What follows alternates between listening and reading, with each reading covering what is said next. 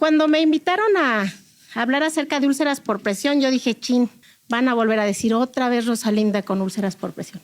Pero resulta de que tenemos que analizar cuál es la situación, por qué tendríamos que estar siempre hablando de úlceras por presión. Y ellos me pedían que hablara acerca de cuáles son las estrategias para poder prevenir esas úlceras, si es algo tan sencillo y algo tan común.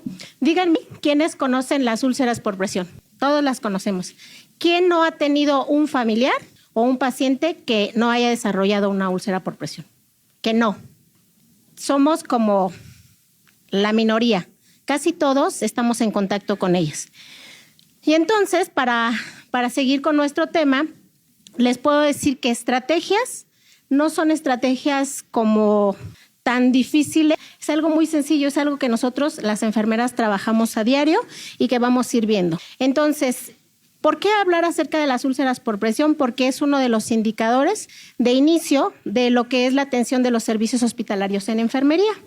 ¿Y qué sucede con los indicadores? Bueno, resulta que cuando empieza esta situación de la gestión del trabajo, de la calidad y la seguridad, pues obviamente tenemos que saber cuáles son las situaciones que tenemos que atacar. Úlceras por presión desde el inicio, que fue el año 2007, cuando iniciaron esta cuestión de los indicadores de seguridad del paciente, se diseñó estas estrategias para mejorar los actuares de las enfermeras y de los procedimientos más frecuentes. Y cuando hablamos de indicadores y nos dicen que tenemos que saber aplicar los medicamentos, tenemos que saber cómo estamos haciendo nuestras técnicas, ¿por qué tenemos que llegar al punto de hablar acerca de una úlcera por presión? Y entonces decimos que los indicadores son mejoras de calidad en los servicios de enfermería que definen criterios para que se traduzcan en unas herramientas de medición y sepamos de manera cuantitativa y cualitativa qué es lo que necesitamos, queremos y vamos a hacer para que nuestro paciente se le brinde cuidados de enfermería de manera oportuna, con un ambiente seguro, eficiente, humano y que se encuentre todo esto en el Sistema Nacional de Salud, o sea, en todo lo que hacemos las enfermeras. ¿Quiénes son los que nos están dictaminando que nosotros vigilemos estos indicadores? No es porque a lo mejor en el Hospital General, en el Infantil, en el GEA González, tengamos que registrarlos porque a nosotros se nos ocurrió que hicimos. Hay un órgano regidor a nivel nacional que lo está monitorizando, la Secretaría de Salud, que es el sistema INDICAS, en donde se registra, se monitorea y además tenemos que dar resultados acerca de esto. Todos sabemos acerca de INDICAS. Entonces sabemos cómo se registra los resultados de úlceras por presión en INDICAS. No pasa nada, porque les voy a decir, no lo hacen ustedes. Ese es un trabajo del área administrativa, entre comillas, que el área administrativa la consideramos el área de supervisión. Entonces, ellas son quienes tienen que registrar esos números acerca de cuántas úlceras estamos desarrollando y cuáles son los motivos. Pero ojo, ¿quiénes son las que están en contacto y quiénes son las que deben de registrar esas úlceras para que las puedan registrar las supervisoras? El área operativa, quienes estamos en contacto con los niños. Y se dice que estas úlceras por presión, el 95% se pueden prevenir. Y si el 95% se pueden prevenir, ¿por qué estamos hablando de úlceras por presión? ¿Porque no lo estamos haciendo? ¿Porque lo hacemos mal? Porque no las conocemos, porque no sabemos, porque no vemos. Y entonces eso es el tema que nos trae aquí, las estrategias para que este 95% de nuestros pacientes no desarrollen úlceras por presión. Y definitivamente, ¿por qué nos preocupa? Porque los panoramas que tenemos en nuestras de hospitalización, llámese terapias intensivas o áreas de hospitalización sin especialización, pues tenemos esto así. Yo sé que se espantan, pero son situaciones que tenemos normalmente en nuestros servicios. Y entonces hablamos de que las úlceras por presión, desde hace 5 años, la Comisión Permanente lo ha convertido en un evento adverso, con un gran impacto esto por una serie de situaciones multifactoriales que repercuten a nivel social, económico, legal y que además deja secuelas muy importantes para el paciente y la familia. Y cuando hablamos de secuelas, son verdaderamente secuelas limitantes o determinantes para el fallecimiento de nuestro paciente.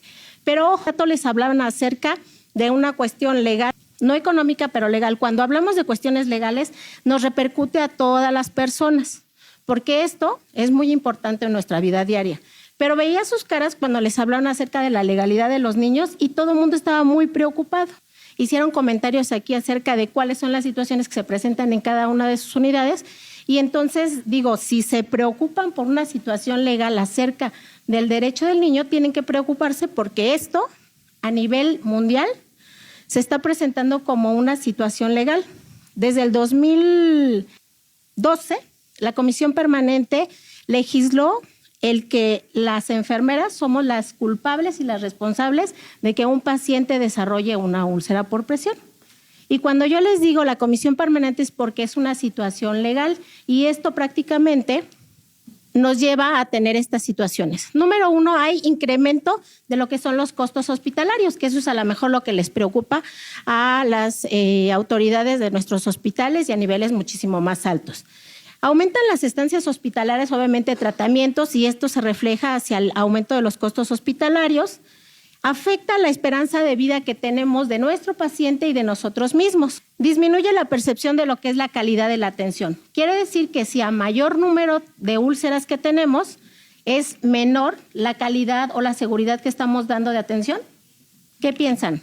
¿Sí? Quiere decir que no estamos haciendo nuestro trabajo como debe de ser. Pero no es así porque sí lo hacemos. Y vamos a ver más adelante por qué sí lo hacemos.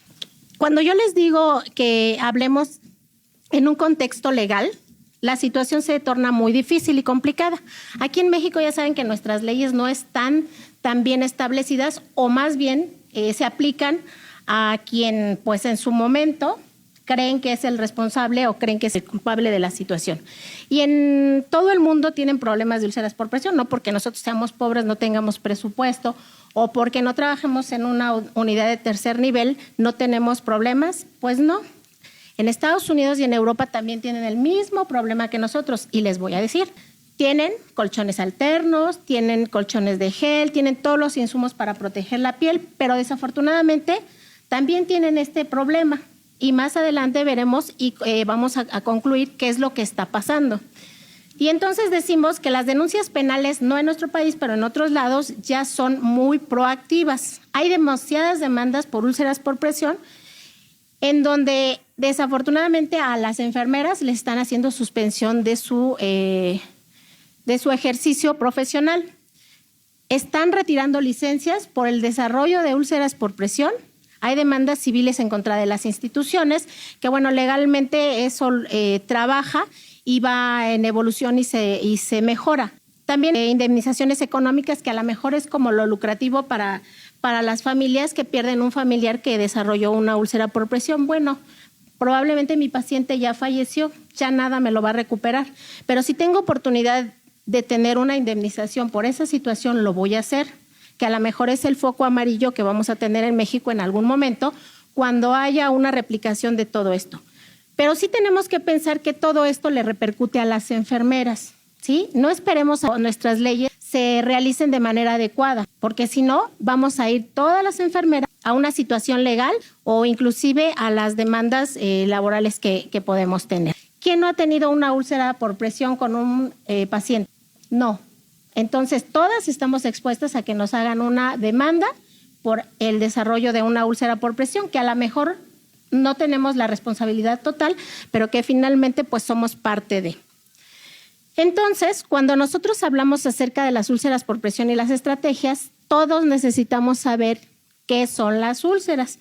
Cuando hacemos la vigilancia de nuestro hospital, pasamos a los servicios y les preguntamos a las compañeras, porque esa es una de las formas de vigilancia, el monitoreo. Y entonces les decimos, ¿tu paciente ha desarrollado una úlcera por presión? No, solamente tiene un enrojecimiento en el talón, solamente tiene un enrojecimiento en el codo, solo tiene un enrojecimiento en la frente porque le colocaron un BiPAP y tiene ese enrojecimiento. Entonces, una de las estrategias es que todos sepamos qué es y por qué se desarrolla. Y úlcera por presión se determina por los 3 grupos más grandes de las determinaciones de directrices, que son la Asociación Europea, la Americana y la Española. Ellos se conjuntan cada 2 años para decidir qué es lo que se va a hacer y buscar estrategias más efectivas para que no se desarrolle esto en los hospitales. Una úlcera por presión es una lesión, se las pongo con rojo para que lo recuerden. Toda lesión que ustedes puedan tener tienen que averiguar qué le pasó, qué situación me dio a que tenga una lesión. Está localizada en toda la composición de la piel. Puede ser que se complique y que los factores de riesgo estén presentes y entonces esto lo lleve a tener deterioro de las demás capas, incluyendo el hueso, de lo que es la composición del cuerpo humano. Esto va a estar originado por un proceso isquémico, siempre va a haber un inicio. Cuando nosotros vamos y revisamos y el paciente tiene una úlcera o ustedes detectan una úlcera por presión categoría 3 y dicen ayer no la tenía, pues eso no es algo real, porque definitivamente primero vamos a ver que existe un proceso isquémico. Esto como resultado de la presión puede ser de la fricción o una combinación de los mismos con los factores de riesgo intrínsecos, extrínsecos y que además pues vamos a tener un resultado catastrófico. Existen otros factores. Cuando hablamos específicamente de las áreas de cuidados intensivos, decimos que trastornos vasculares periféricos nos van a llevar a tener o desarrollar más fácilmente una úlcera por presión. Niños desnutridos, que normalmente en el hospital infantil tenemos, van a desarrollar más fácilmente una úlcera. Trastornos inmunológicos, alteraciones de la conciencia y esto incluye nuestra limitación que hacemos o la alteración de la conciencia cuando sedamos y relajamos al paciente para poder manejar la vía respiratoria, deficiencias motoras, alteraciones de la eliminación, uso de dispositivos parafijadores. Antes decíamos que las úlceras por presión se desarrollaban por el propio peso del paciente, que un paciente obeso tenía más riesgo a desarrollar una úlcera. Ahora ya sabemos que no. Un paciente con desnutrición, un paciente obeso y todos nosotros estamos expuestos a desarrollar una úlcera por presión. Y siempre les hago el ejercicio. Las que son del infantil ya saben que les voy a decir que ahorita ustedes tienen una úlcera por presión categoría 1 o 2, según qué tanto se hayan movido. No podemos revisarnos porque somos muchos. Entonces, no contar con una escala de valoración de riesgo que se esté aplicando de manera consecutiva, esto también es un riesgo muy latente. Y además, el que nosotros tengamos confusión en acerca de si es una úlcera, no es una úlcera. Si nosotros no estandarizamos el conocimiento acerca de cuáles son las categorías y qué es una úlcera, eso nos va a llevar a que tengan un problema bastante serio. Y aquí les pongo unos ejemplos, no solamente el peso del paciente, sino los accesorios están siendo ahora las causantes de desarrollar úlceras por presión y no en la parte posterior de lo que es el paciente. En el paciente pediátrico tenemos muchos riesgos porque son multiinvadidos de los accesorios y pueden desarrollar una úlcera por presión. Esto ya vieron que es una sonda Foley. Y entonces aquí desarrolló una úlcera por presión por la inminente presión que está ejerciendo esta sonda en la piel del paciente. Esto es una llave de 3 vías y vean, esto es una úlcera por presión. No solamente las vamos a ver redonditas, bien limitadas en las salientes óseas, sino que en toda la composición de la piel tenemos o podemos desarrollar una úlcera por presión. Y aquí va la otra estrategia. Aparte de que tenemos que saber qué son y cómo son, tenemos que saber en qué momento podemos decidir que es una úlcera. Todas esas lesiones que ustedes ven o esos enrojecimientos que me dicen que solo tiene una lesión rojita, si ustedes la presionan y no hay un emblanquecimiento, que no palidece, entonces, bueno, ahí tenemos una úlcera por presión. Y entonces ustedes van a decir, bueno, entonces tenemos miles de úlceras por presión porque en los pacientes que tenemos hospitalizados, aunque se estén moviendo, con el simple hecho de estar acostados 2 horas, pues desarrollan este tipo de lesiones. Ojo, se puede presentar una úlcera por presión categoría 1, pero evidentemente los cuidados de ustedes van a ser muy eficaces, muy eficientes y entonces va a eliminarse esta úlcera, pero al final se presentó, ¿cierto?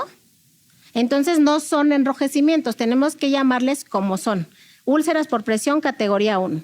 Luego, las categoría 2, en donde existe la pérdida parcial de lo que es la piel. Son esas lesiones que ustedes dicen, seguramente estaba rozando porque el niño no quiere que lo sujete y se estuvo moviendo y entonces tuvo un roce en la parte lateral de la mano. Y se ve como si fuera una abrasión, como si fuera una raspadura. Tengo que ver cuál es la situación o la etiología que me dio esa raspadura, porque seguramente estoy ante una úlcera por presión.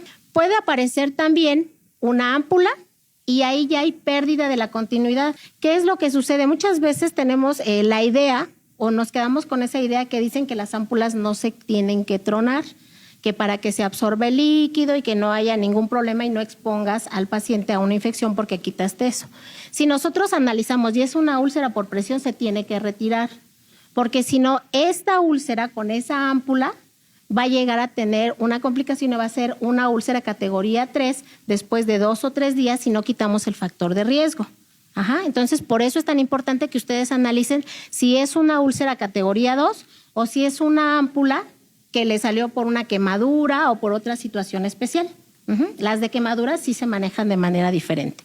Cuando tenemos una úlcera categoría 3, pues obviamente ya todo el mundo las va a conocer y va a saber, y a lo mejor ese es nuestro primer problema en cuestión de categorización. Nos esperamos hasta que ya haya un orificio, ya haya pérdida muchísimo más, de mayor espesor de lo que es la úlcera, y entonces decimos, aquí sí ya tenemos una úlcera porque se le ve un hoyo. Entonces llamen a la clínica de heridas para que venga a curar a este paciente. Entonces tenemos las categoría 4, que esas son perfectamente visibles. Vemos a veces el hueso y vemos el deterioro de la pérdida de todos los espesores de lo que es la piel, el músculo y hasta el hueso. Y no necesariamente necesitamos llegar a todo esto. Cuando se habla del indicador de calidad, ustedes van a encontrar que solamente estas 4 categorías aparecen en el catálogo de la Comisión Permanente, porque para fines de estandarización no hay más allá de una úlcera categoría 4, porque pues ustedes no van a poder a lo mejor dañar el hueso, que a veces sí se daña el hueso, pero que es el inicio y el final hasta donde ustedes pueden llegar acerca de esta úlcera. Pero en Estados Unidos y en Europa, para fines de legalidad, tenemos esta otra clasificación que sí es importante que ustedes la conozcan. Y dice que es la no clasificable. Cuando hay pérdida total de la piel del tejido, la profundidad no se sabe.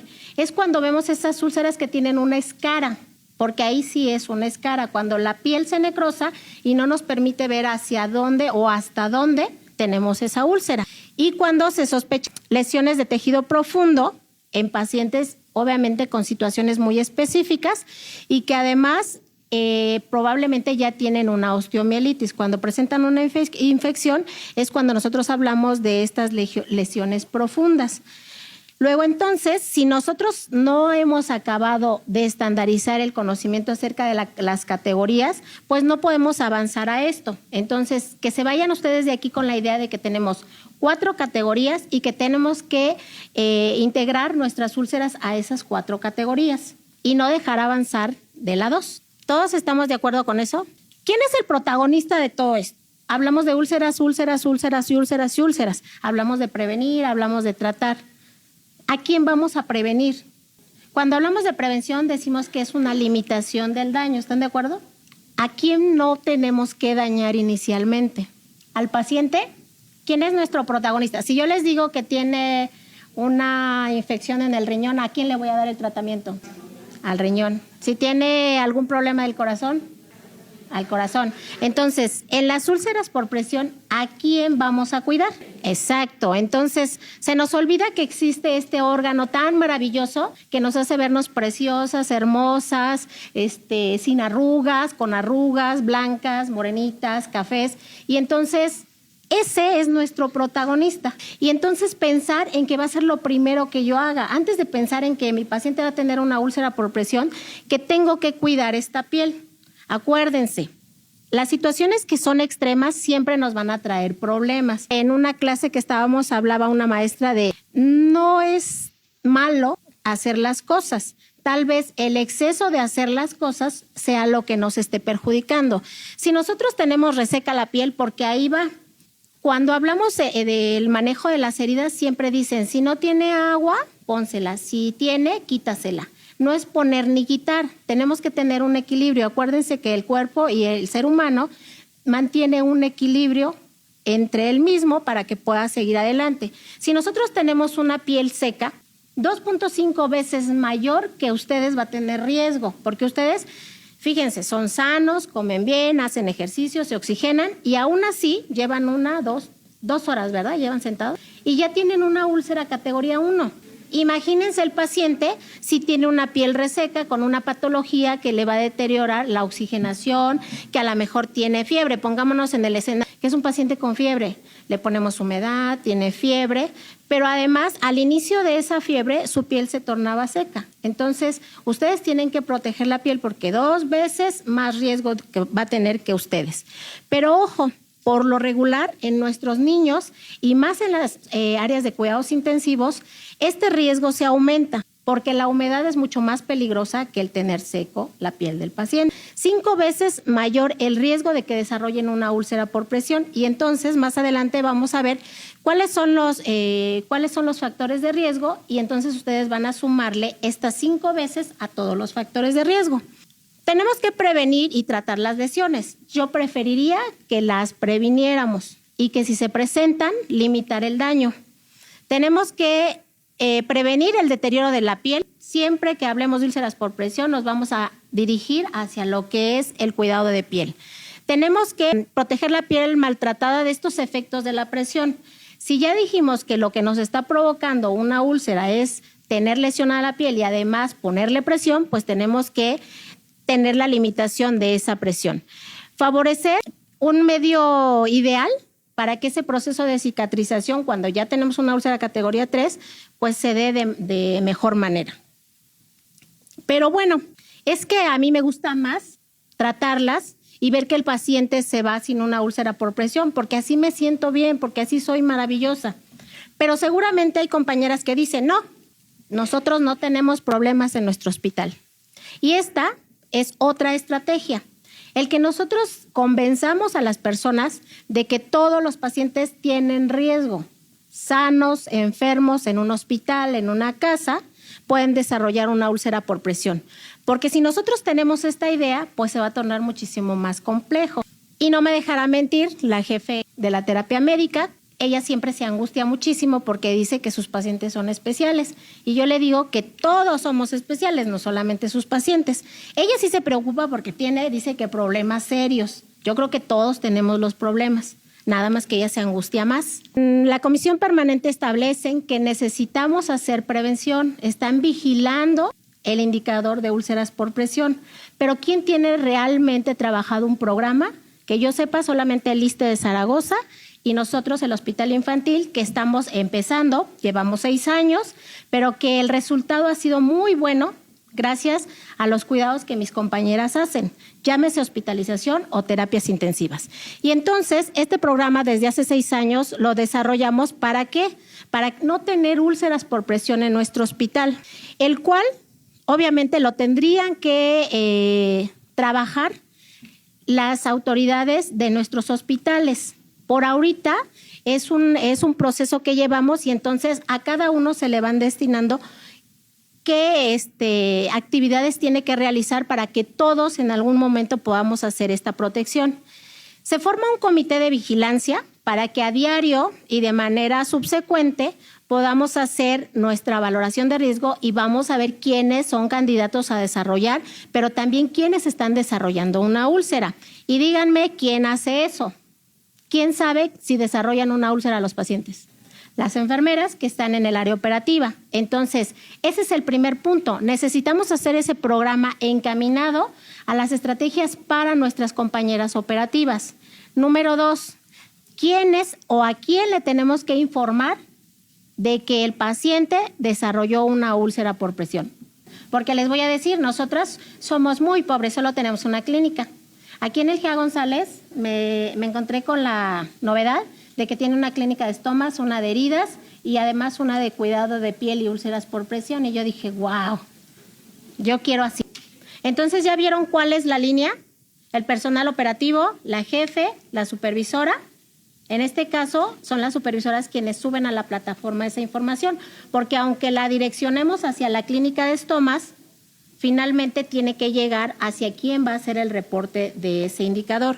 Y entonces, nosotros tenemos un comité de vigilancia con varias personas, esto para evaluar el programa, saber si vamos funcionando o no, porque un programa es dinámico y tenemos que ir trabajándolo y saber si sí está funcionando, si no está funcionando, qué estrategias vamos a cambiar, porque no es así. Cada 3 meses hacemos un reporte para saber qué es lo que vamos a seguir manejando y no. Esto se debe de actualizar, obviamente, de acuerdo a las políticas institucionales y se deben de establecer las estrategias, esto apegándose a los cuidados de enfermería que vamos actualizando. Recomendaciones: mantener una comunicación efectiva, todas, personal operativo, jefes de servicio, supervisoras y la clínica de estomas. Y yo les pregunto, ¿ustedes creen que sí sean ellas las encargadas de llevarlo del indicador? ¿Alguien sabe? Bueno, el objetivo de las clínicas de heridas, porque en realidad en donde vemos úlceras por presión es en la clínica de heridas, es hacer el manejo de las heridas complejas. Las heridas complejas son úlceras categoría 3 y 4. No integran la categoría 1 y 2. Y entonces, si es así, ¿a quién le reporto las categoría 1 y 2? Por eso tiene que ser como la diferenciación de quiénes van a manejar el tratamiento y quién es la prevención. Entonces, tenemos que tener esta efectiva comunicación, actuar a base de los principios éticos, escuchen, que se rigen en la práctica profesional de enfermería, lo que estamos haciendo a diario. Reconocer a las personas como un concepto holístico, tiene que ser un todo, y siempre nos hablan acerca del trabajo en equipo multidisciplinario. Y si nos están hablando de un equipo multidisciplinario, ¿por qué las enfermeras son las que vamos a ser las responsables de eso? Tenemos que integrar en este programa a todo el equipo multidisciplinario. Tenemos que proporcionar los cuidados que garanticen que no exista riesgo a desarrollar úlceras por presión. Y además tenemos que establecer una coordinación efectiva con el equipo multidisciplinario. No podemos hacer unos una cosa por un lado y otras por otro, porque entonces no va a funcionar lo que estamos haciendo. Otra de las estrategias es, tenemos que saber cómo vamos a hacer esa valoración de riesgo, porque yo les digo, tiene que ser de manera consecutiva, a diario, y esa vigilancia se tiene que hacer inclusive aunque el paciente no tenga riesgo, aunque todos los pacientes ingresando a una unidad hospitalaria son considerados pacientes con riesgo. Tenemos que elegir una escala de valoración que se apegue a nuestras necesidades. Ahorita vemos solamente gente que está trabajando en el área pediátrica, ¿sí?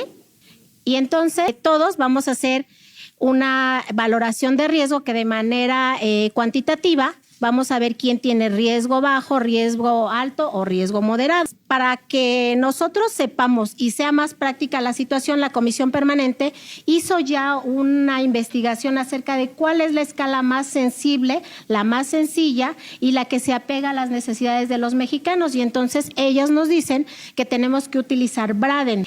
Pero desafortunadamente nosotros en el Hospital Infantil somos un área muy particular de toda la pediatría. A lo mejor el instituto también está en la misma situación que nosotros, pero nosotros al hacer un diagnóstico situacional antes de iniciar el programa, tuvimos que entender que nuestros pacientes, no solamente la complejidad de desarrollar una úlcera, sino la complejidad de su patología nos determinaba que tuviéramos que usar Braden-Q, que se dice en la bibliografía que solamente se va a utilizar en niños menores de 5 años. Por el riesgo del manejo de la perfusión tisular y la oxigenación. Ojo, nuestros niños con la complejidad que tenemos, pues siempre se ven afectados con este punto y entonces haríamos una valoración subjetiva si no tomamos en cuenta esto.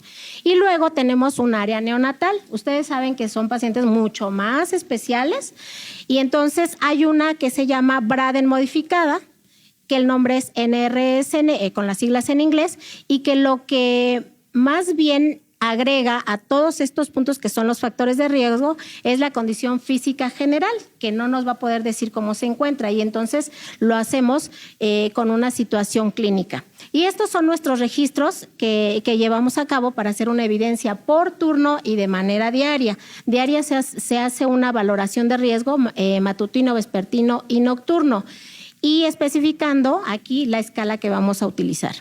Cuando nosotros ya hicimos una valoración de riesgo, dicen, bueno, este niño ya tiene una úlcera categoría 1 y háblenle a las de la clínica de estomas o de la clínica de heridas para que vengan a decirnos qué hacer. No se preocupen, de manera general, en los cuidados de enfermería sabemos que hay cosas muy específicas que ustedes van a iniciar haciendo. Por eso yo les digo, a quién reportar la 1 y la 2. Solo las registro, pero le voy a brindar el cuidado general. Y entonces tenemos que recordar estas cuestiones de la escuela de reposicionamientos frecuentes, alineación y postura de acuerdo a las características del peso de nuestro paciente. Tenemos que evitar el uso de dispositivos. Aquí dice donas porque así viene la bibliografía. Evitar el uso de donas. Yo les voy a decir, no es que estén contraindicadas, lo que está contraindicado es colocarle la dona al paciente a lo mejor en el talón, en el codo y nunca más movérselo. Eso va a ser un riesgo y de todos modos, aun cuando ustedes estén utilizando la dona, se le va a formar la forma de la dona en el talón y no va a ser la úlcera en el ápice, sino en donde ustedes colocaron la dona. Entonces, tenemos que utilizar dispositivos de liberación de presión. Me decía alguien, es que aumentó nuestra estadística porque no tenemos insumos de liberadores de presión. Los liberadores de presión son las almohadillas, son los colchones alternos, son el que muevan ustedes al paciente. Todo mundo tiene la idea que esos apósitos secundarios para las heridas son liberadores de presión. Ojo, no. Que nosotros hayamos aquí adaptado para disminuir este riesgo con nuestros pacientes es otra cosa. No son liberadores de presión. Y luego tenemos que hacer programas de rehabilitación individualizado. ¿A quiénes capacitar? Porque se van a ir a su casa con esa úlcera por presión y a quienes les vamos a enseñar a prevenir. Y entonces yo les decía, tenemos que recordar la escuelita cuando nos hablaron de las posiciones, cuál es lo más adecuado y lo más cómodo para nuestro paciente. Y sería maravilloso que aquí en México en todos los hospitales, y así no lo hacen saber algunas personas, que no contamos con estos recursos, por eso nuestros pacientes tienen úlceras por presión, que a lo mejor no contamos con los suficientes dispositivos para hacer el cuidado de las salientes óseas y que pues de repente las mamás no tienen la economía para podernos traer almohadillas a base de microesferas y que por eso nuestros pacientes están desarrollando úlceras por presión. Ojo, Estados Unidos y Europa tienen todo esto y tienen úlceras por presión. Lo que yo les puedo garantizar es que el cuidado de enfermería tiene que ser específico y permanente. La mano de la enfermera jamás va a ser suplida por ningún colchón, ninguna almohadilla, ningún protector. Si ustedes siguen reposicionando al paciente, aun cuando no tengan estas condiciones, van a hacer prevención y van a tener el menor número de úlceras en sus hospitales. Tenemos que cuidar a nuestra protagonista, que es la piel.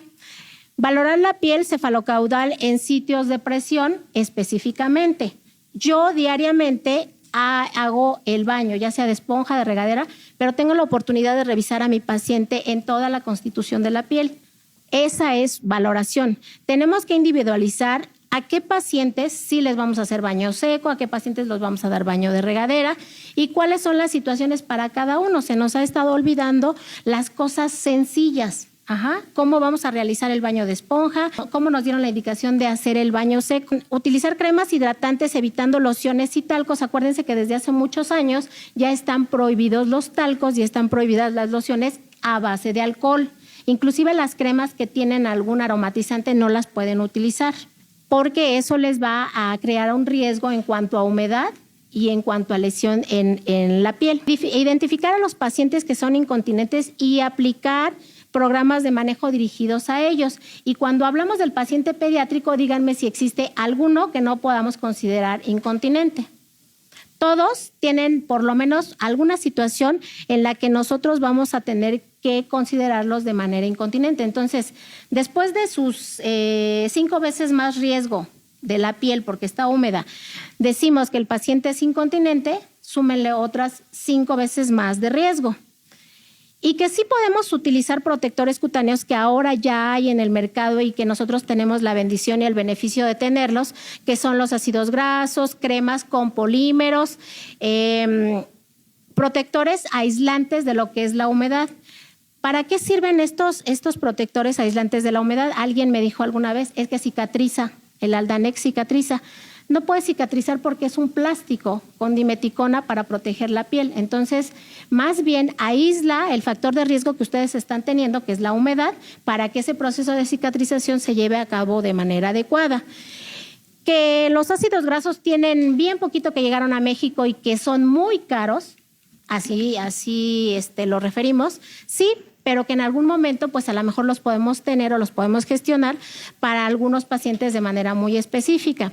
También se recomienda en úlceras categoría 1 y 2 que no tengan pérdida de la continuidad y ha tenido muy buenos resultados para poder manejar estas úlceras. En menos número de tiempo se mejoran estas úlceras.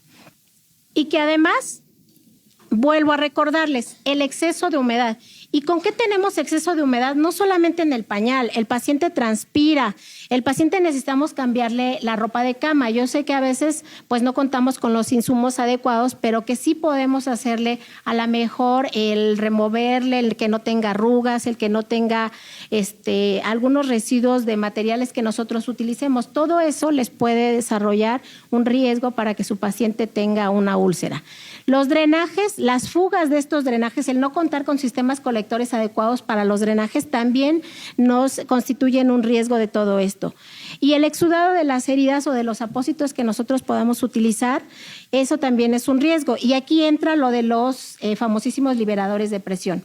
Yo le estoy protegiendo una saliente ósea, ¿sí? Y el famosísimo apósito para el sacro.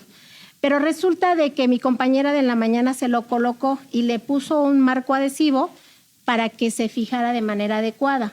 Pero a lo mejor yo no tuve la precaución en el turno de la tarde de retirar ese marco adhesivo para revisar si no se ha desarrollado una úlcera, si está seco mi apósito, si le di la lubricación adecuada a esa zona. Los protectores locales efectivamente funcionan, pero tenemos que movilizarlos cada 8 horas. Entonces, siempre que tengan un protector local, tienen que movilizar y revisar, porque muchas veces también ese nos hace el que contengamos humedad y desarrolle otro riesgo más para que pueda tener una úlcera en ese sitio.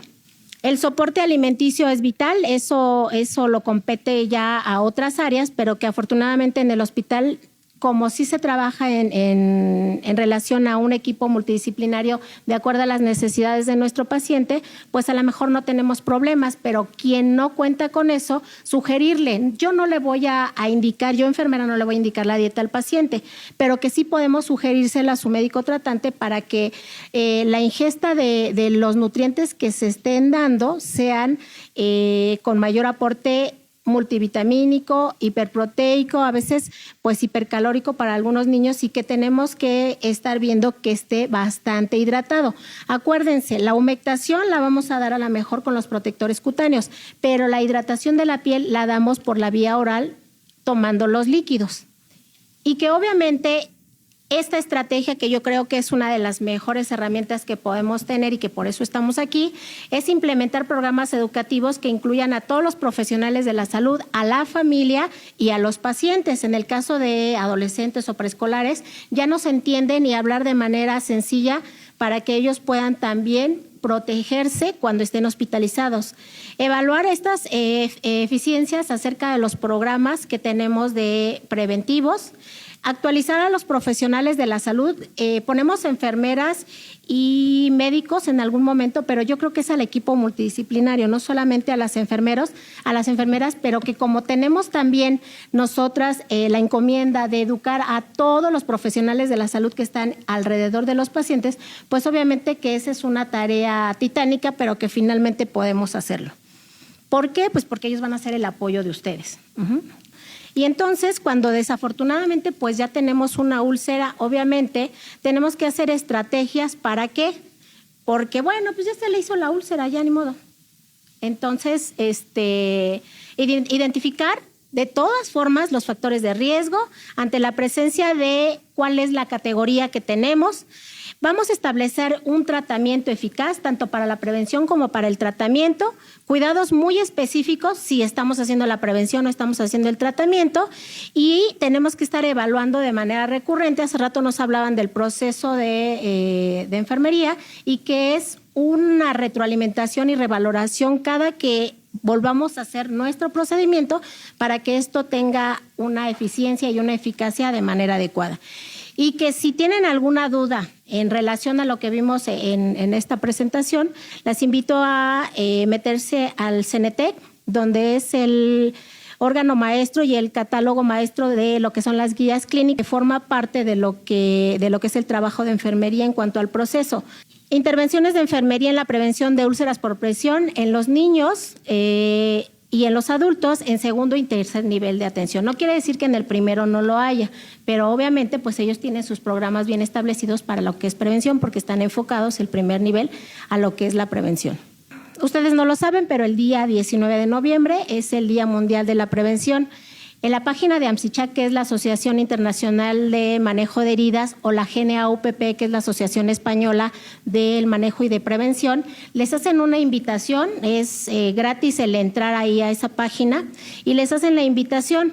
Hay presentación de trabajos acerca de cómo podemos mejorar estas medidas preventivas y si ustedes tienen una alternativa para que ayuden a otros pacientes en otros lugares y en otros países. Y que finalmente pues el objetivo de es vigilar a nuestros pacientes.